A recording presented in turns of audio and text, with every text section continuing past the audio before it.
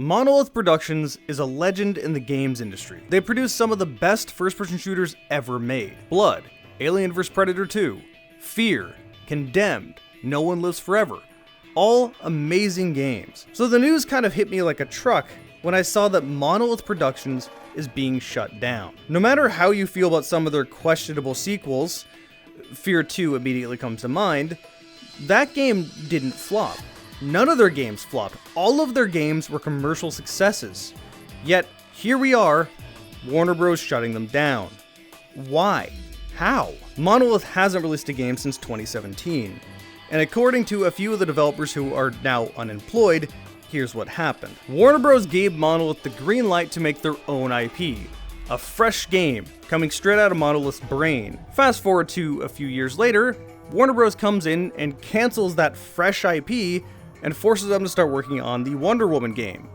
At this point, much of the studio straight up just quit and walked out. Fast forward a few more years later, and Warner Bros. Is canceling the Wonder Woman game and closing the entire studio. Effectively, what happened is that Monolith is closing down because of Warner Bros. Incompetence. No fault of their own. The AAA games industry is kind of a hellscape to work in, and stuff like this happens far too often.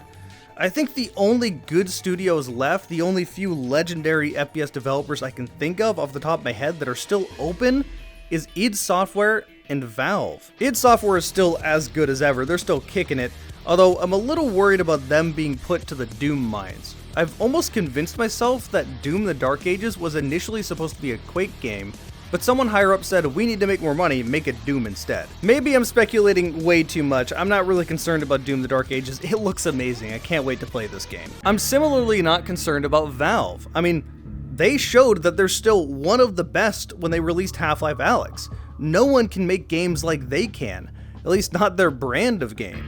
And they also have given me my index. I have spent so much time on this VR headset. I love VR, as if this isn't obvious. Although this headset's starting to get beat up and show its age, it would be nice if they actually released something new. I mean, maybe ship me a new headset to cover as a review. I am definitely poor and would not be able to buy a new one. There's been rumors about the Deckard for years now. I just hope we see something, anything. Yeah, Valve never changes, I guess. The only other studio I can think of is Machine Games. But I don't know if they really count as part of being that old school.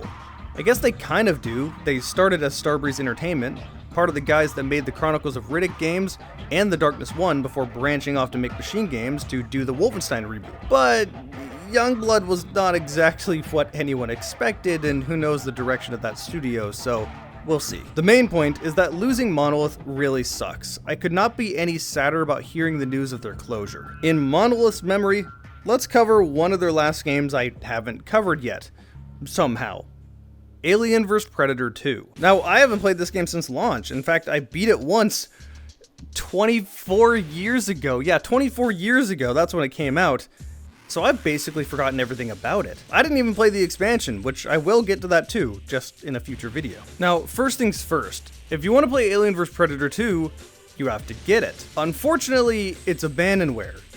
Fortunately, it has some great fans, and it's very easy to download and install. You can download every file you need, right here, all zipped up into one folder. It comes with a nifty installation guide, which is basically just install these EXEs in this order, and that's it. There was one thing that confused me momentarily though, and that is that you need to install the Master Server Patch. With a name like Master Server Patch, you would assume that's multiplayer, right? But no. This just has a bunch of quality of life stuff like widescreen support and mouse improvements, stuff like that, so install that as well. It's also on the same website. I'll link all of this down below in the video information. Regardless, even for a game that came out 24 years ago and never got official patches for modern machines, it still runs really well and is super easy to install and play. Thanks to fan support, of course. Once you're in, the game looks, well, like a game from 2001. In fact, even for 2001, it doesn't look fantastic. It's passable. It's not the worst thing I've ever seen, but it's not blowing anyone's mind even back then. Let's cover these campaigns in the order that I played them. First up, the Alien campaign. the shortest of the three. The Alien campaign starts off with gross incompetence by humans as always. Weyland-Yutani Corp is, of course, experimenting on xenomorphs. There's no way this could go wrong, it's never gone wrong before. They let a facehugger go in the stupidest way possible. Yeah, just leave that box teetering there, I'm sure it'll be fine. But this opens up one of the coolest gimmicks you could ever think of. Being able to control an alien from the facehugger stage, to the chestburster stage, to the full-on xenomorph stage. As you're controlling this facehugger, you effectively have to stealth around and not be seen. After all, you can't latch onto someone if there's someone else nearby, or at least you can, but this is a facility that deals with these things, so that chestburster isn't gonna be getting free. After a bit of stealthing around, you latch onto this poor dude's face, who just seemed to have fallen asleep, which results in one of the most metal scenes I've ever seen in any game ever.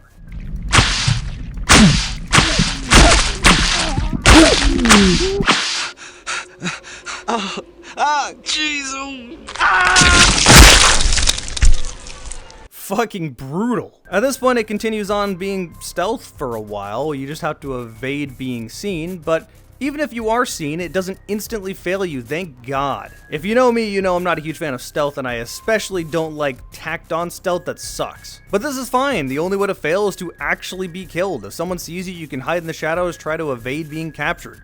Or shot. Stealth enough and you find yourself a big, juicy cat. Yeah, you end up killing a cat. Makes me feel a little bit bad, but hey, you're a full xenomorph drone now. This is where the Alien campaign really opens up.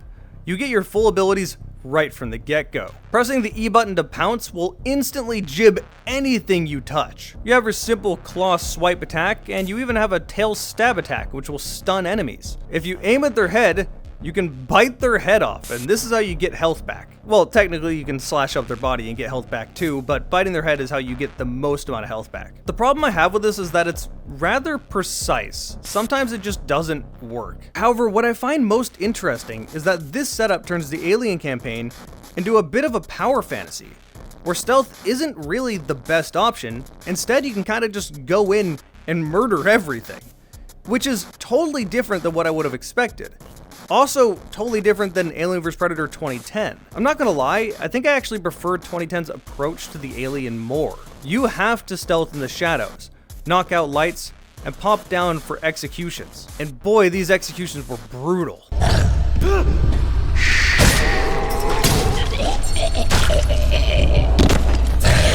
Aliens are supposed to be smart and cunning, and this just kind of fits better in my opinion. Not to say Alien vs. Predator 2 isn't fun, but you get my point. What isn't fun are the bosses. They're kind of underwhelming if I'm to be honest. You can kind of just slash at them until they die, no matter what they are. Doesn't matter if it's the predators you're fighting or the main antagonist. Yeah, this guy's an antagonist. Oh, you were an actual boss. Oh, okay, that works. That's how fast he dies. He's the main head lead of the research division behind the xenomorph, so it makes sense as to why you hate this guy, but he's kind of just there freaking out the whole time and never really does anything. Also, apparently is a synth. Alright, a little weird, but that's the Alien campaign. It's fine, I had fun with it. I honestly don't have a whole lot to say about it. Let's move on to the Predator campaign. I hate to say this, but the Predator campaign kind of sucks. I honestly wasn't having any fun with it while I was playing it. It's tedious, repetitive, frustrating. I don't know. There's so much more they could have done with this campaign. The story is kind of a grudge story. Years prior, you tried to kill a commander. Well, he survived and now has had years of nightmares. Obviously, he resents you just a little bit. However, as a predator, that was who you were hunting. They need to die. And that's pretty much the entire story. That's all that really happens during this campaign. But who really cares? You're here to kill stuff and to be a brutal predator. That's what this is for. Unfortunately, this doesn't really play out that way. If anything, it plays more like a stealth game. And that's what I didn't like. It's almost like the roles of the alien and the predator were entirely flipped. The predator is incredibly frail, you die really fast, and the tools you are given don't make you feel powerful at all. This can result in you dying just out of nowhere, and it makes the game feel like a bit of trial and error. The weapons you get are rather limiting. The first weapon you get are the signature claws, which these things are really janky. Much like trying to get a head bite with the alien, the melee just doesn't connect sometimes. This also is true when you get the spear.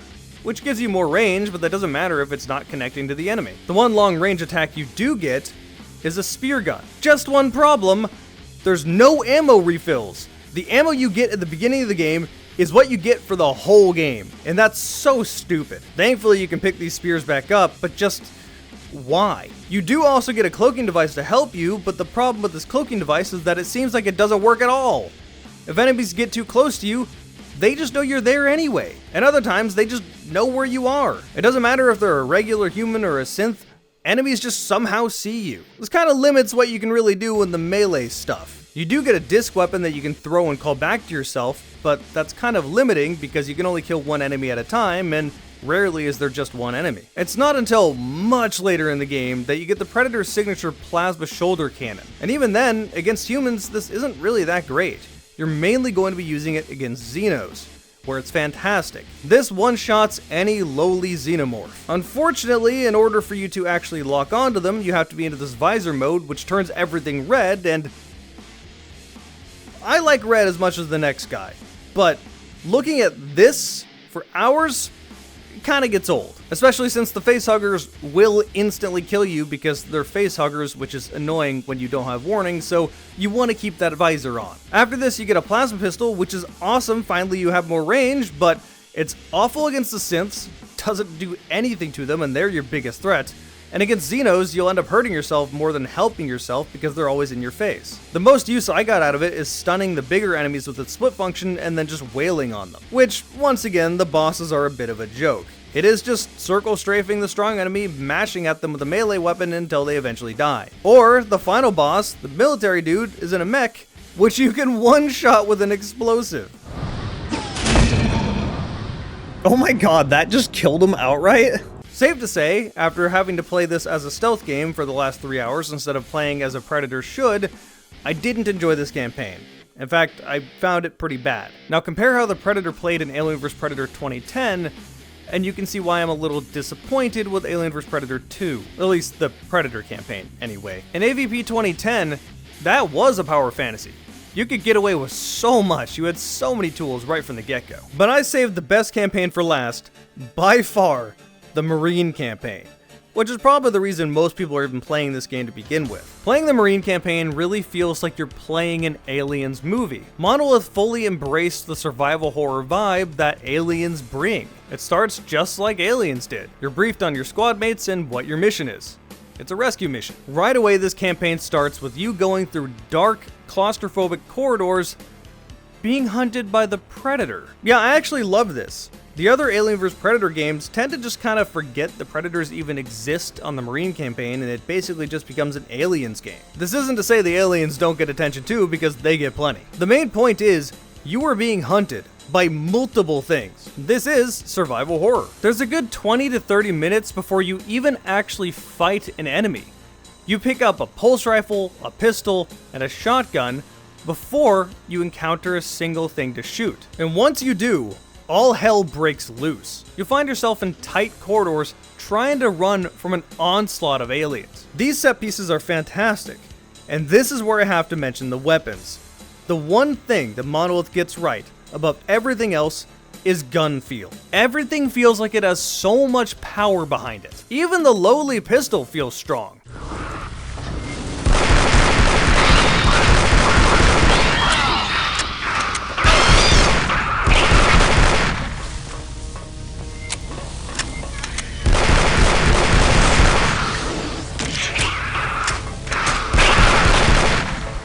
The pulse rifle feels as it should. It has this wonderful noise that you would expect and downs anything in only a few shots. All around, sir. Pull back, now!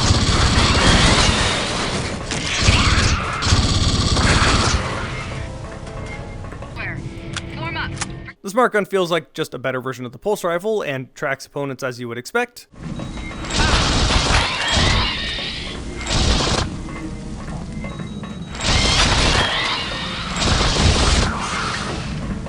But the main one I want to talk about is this shotgun. This thing feels and sounds so powerful.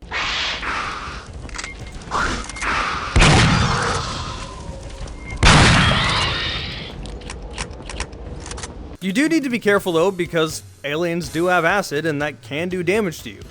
As a result, I did find the shotgun can be more of a hindrance than a help a lot of the time. But once you fight through a bunch of these enemies, you finally meet up with the people you're supposed to be rescuing. And Weyland Yutani interrupts you trying to help at any moment, even going so far as to knock you out and try to claim you're a prisoner. As you're breaking out, you even come across the Predator you played as. Yeah, remember when he got captured? Well, you were the person that let him out. That's pretty cool. The one thing different about the Marine campaign compared to the others is that bosses are actually okay. They can be a bit of a joke, but that can be hand-waved away by the fact that you're getting ridiculously powerful weapons. This minigun could just destroy the strongest enemies. Praetorian, who cares minigun?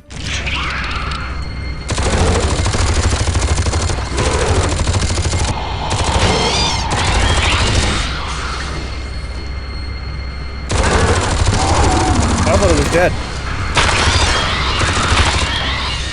Let alone the level where you're effectively given a mech. Yeah, this has a flamethrower, a laser gun, a minigun, and rockets. Awesome. Needless to say, the Marine campaign is by far the best one in the game, and it's not even particularly close. This brings up the question, do I like AVP2's Marine campaign more than Alien vs Predator 2010's Marine campaign? And as uncommon as it is, I think I prefer 2010. That game is really underrated. In fact, it kind of gets a lot of hate that it doesn't deserve. Overall, I like the game more than AVP2. But regardless, AVP2 is still a fantastic game.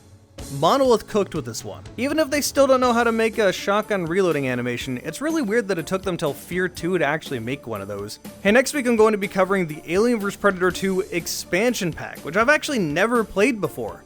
I've heard it's bad. I've heard it's good. I've heard a bunch of things about it, so let's just try it out.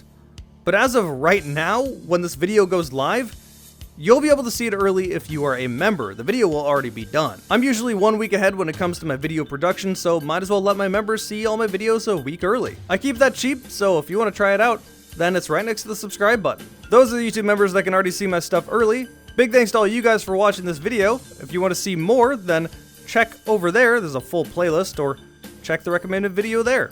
Or if you want to see more of my content, then subscribe down there. Thank you guys for watching. I'll see you next time.